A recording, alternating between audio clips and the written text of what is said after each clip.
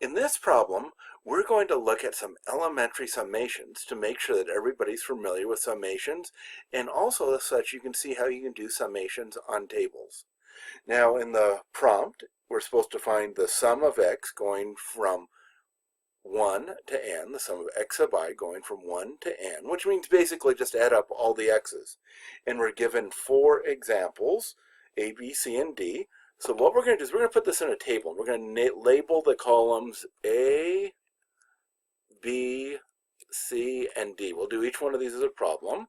And A, it says the numbers are 2, 4, and I'm pressing down arrow to enter them in, 5, and 7. Now let's change this into a table. Let's go to Insert, Table, and it says, are those the tables? And do you have headers? Yes, I have headers. So I click OK. And now even if they don't have the same number of data in it, the tables will add rows when you type numbers between it. So B is going to be 2.1, 3.2, 3.6, 5.0, and 7.2. Now watch this. See, it added an extra row because we have an extra thing there. Now if you didn't want to add row, you could press this and it would give you some options to change it.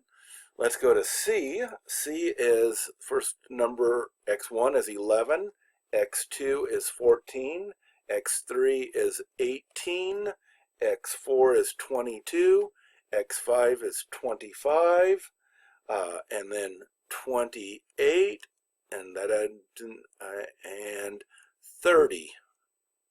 Is that correct? Yep, 30. Then we add some more rows, and then D is 110, 112, 15, 120, 133, and there we have it. Now let's look at some different ways that we can calculate sums. We could just type in the Excel command. I'm going to type equals, and I'm going to do sum, and then I'm going to put in the values that I want to.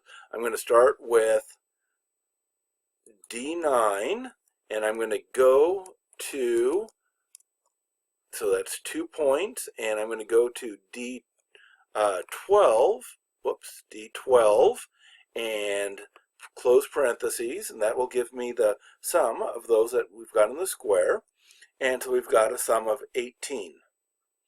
Now over here, let's use the auto sum feature. Let's click on auto sum, and right away it gives me 21.1.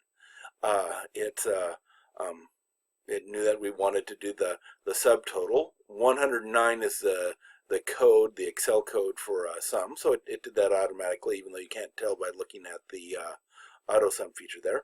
And then we can drag this over, and it'll just copy the same formula into the other squares.